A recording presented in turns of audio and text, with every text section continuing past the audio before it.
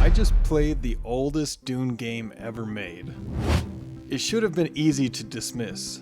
The graphics are primitive, the interface is clunky, the game barely explains itself. And for the first few hours, honestly thought I was just playing a simple relic from the past. Paul Atreides, or not Paul, Duke Leto. This must be Jessica. But the deeper I got into it, the more I realized something. The things I thought were flaws started becoming the reasons I wanted to keep playing. It's kind of cool, the animation. And lack of tutorials wasn't the problem. It was the point. This game wanted me to experiment, to fail, to pay attention, to learn its world one mistake at a time. And somewhere between the sandworms, the spice harvesters, and the slow takeover of Harkonnen territory, I stopped feeling like I was playing an old game, and started feeling like I was discovering one.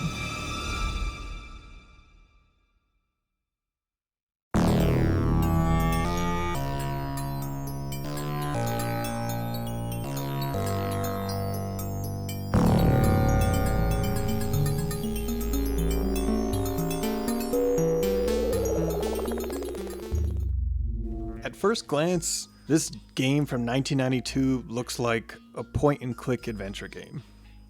And that's what I expected. And oh, how I underestimated this game. Because underneath the adventure game presentation is something much stranger. When I set out to play this game, I only had one rule that I put on myself. I was going to play it as if I was in 1992. So that meant no guides from the internet. The only thing I had was the manual it came with, and that's it. Now, if I thoroughly read the manual, I would have noticed it said, Dune is a tactical adventure game, and therefore we do not cover everything in this manual. It is up to you, as Paul, to discover the way to rid Dune of the Harkonnen threat and liberate the Fremen.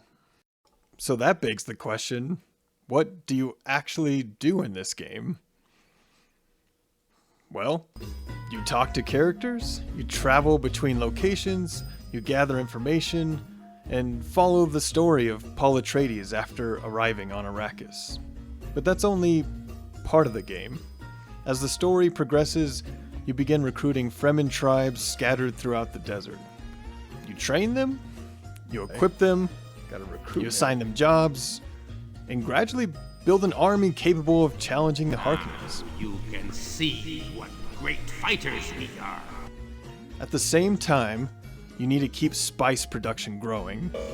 The Emperor is always demanding spice from you. I sent you to Dune to extract spice. Some Fremen harvest spice, others you can have them serve as soldiers. We've won the battle. Wow. Okay, cool. And you can even get advanced training using Gurney Halleck to train up your troops faster. And balancing those priorities becomes increasingly important as the game goes on. So the game is split between exploration, management, and conquest.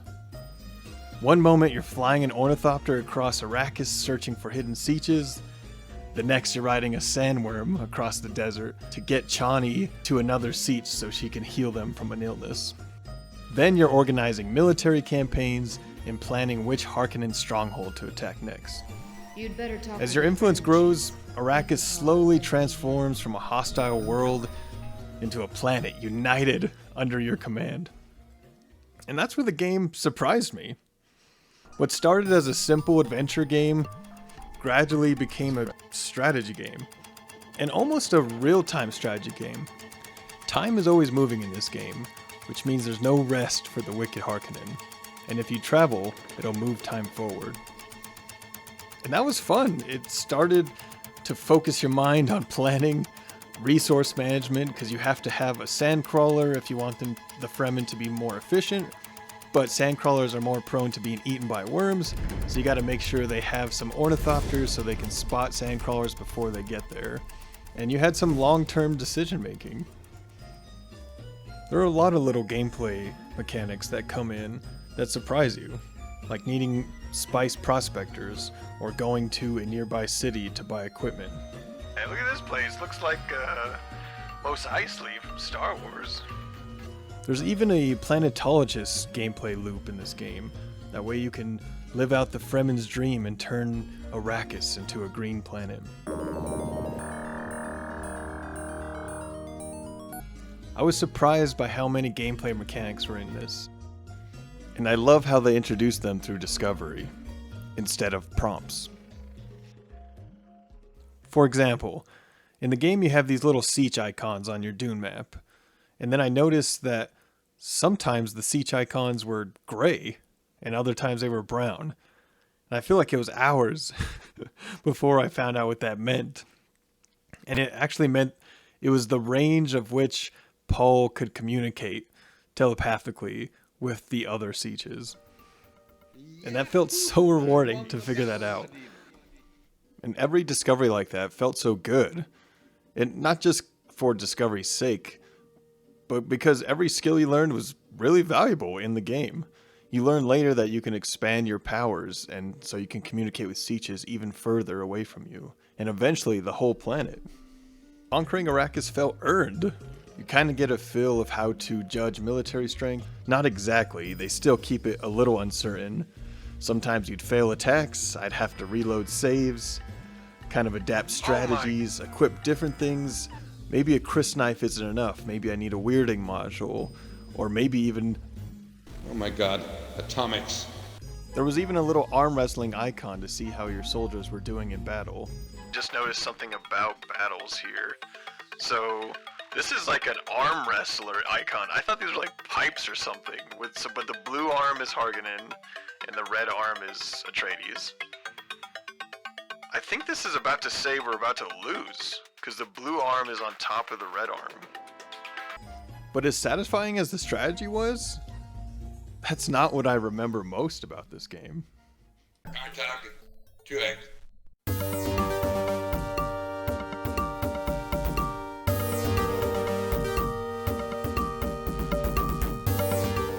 The music in this game had no business being this good. Every time this Ornithopter song would come on, or I enter a new room, or even when the game just boots up, I scrunch my eyebrows and start to bob my head. I want to take a moment to acknowledge its composer, Stefan Pieck, who passed away recently. And honestly, after spending so many hours with this game, I think the best compliment I could give his work is this. The soundtrack is one of the main reasons I kept wanting to come back. The music gives Arrakis a sense of mystery, wonder, and still, it's gonna hold up for decades. Incredible work. I came for the sandworms, but I stayed for the soundtrack. There were moments where I was supposed to be saving Arrakis. Instead, I was just sitting there, listening to the music. Like I had accidentally opened a Dune-themed Spotify playlist. At some point, I stopped wondering where the story was going and started wondering, alright, what's the next track? Cool thing that Stefan did before he passed, Stefan Pieck and Philippe Ulrich made a Dune Spice Opera 2024 remaster, which I'll put a link to in the description below so you can check it out yourself. So awesome. The music wasn't the only thing that made this game feel surprisingly alive. In these times of the future, man has explored many worlds, traveling through space by the use of the spice. This game had a time capsule feeling. There was one thing I never expected from a game this old. Voice acting. I am the Duke Leto Atreides, your father. But not just voice acting, some kind of magical allure in their voices. Hurry up, my son. I sense danger.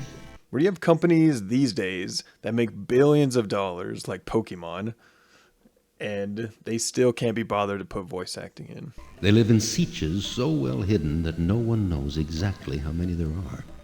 Every time a character spoke in this game, I smiled. We've heard of you. You are the son of the Atreides Duke, and of Jessica, the... Could he be the one? That line, could he be the one, became my vocal stim the entire time I played this game. You couldn't help it. Every delivery was just so great. Yes, I agree to let my troops work for you. They would have these really charming deliveries. Here are the characteristics of my troop. I think I chuckled every single time a Fremen spoke. I can feel something in you, but I wonder if you will be able to penetrate the secrets of this planet. And the fact that every single Fremen chief had a different hairstyle didn't help. We saw you coming from the other siege. Talk to me. And Gurney Halleck sounded like a sweet old grandfather.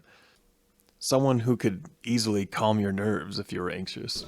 All the Fremen we meet have blue eyes, totally blue. No whites in them. It's linked to saturation of the blood with spice. And I love the accents that come from this. I don't know what the accent is. It might just be American 80s, 90s accent. It brought me back because I feel like people used to talk more like that in my childhood. Whatever that cadence is, the particular inflections, you can pick them up here in this game. Well, for the moment I haven't much to do. I hope that we'll be able to extract large quantities of spice very soon. What the heck? I want to be with you every day. I think this game still works today. Some people may complain about the graphics, and I wouldn't want to be friends with those people because look at this game. It's amazing. It has really unique animations. The art style is fantastic. This dude, this head over the text box for your options moves up and down depending on what you're doing. The codex, this little UI, it's fantastic. Now you might need a certain mindset to actually get started with it. If you have some friction for whatever reason to play an older game, this game will teach you some patience, some curiosity. It'll allow you to experiment and ultimately teach you how to persevere. I just love that this game trusted me. It trusted me to pay attention, trusted me to learn, trusted me to fail. And because of that, the success felt earned. When I started playing this Dune game from 1992, I expected, I don't know, kind of like looking at something in a museum where you know it's cool, but it just doesn't spark anything in you. Kind of like a historical curiosity. Something I'd appreciate, something you respect, but not something I'd fall in love with. But I admire it. Not because it's perfect, not because every design decision aged well, but because it reminded me of something many games have stopped doing. Being fun. Trusting the player. Trusting the player to figure things out. And the amazing music. And with this acceleration of AI happening, anytime there's human passion in a project, you can feel it. And that's becoming more special as time goes on. If you're curious about this journey I had with this game, go ahead and check it out. I recorded the whole thing on this channel. I'll put a link in the description so you can see that whole blind playthrough and have some fun watching it. But yeah, I had a fun time playing this game, and now I'm excited to play another old Dune game.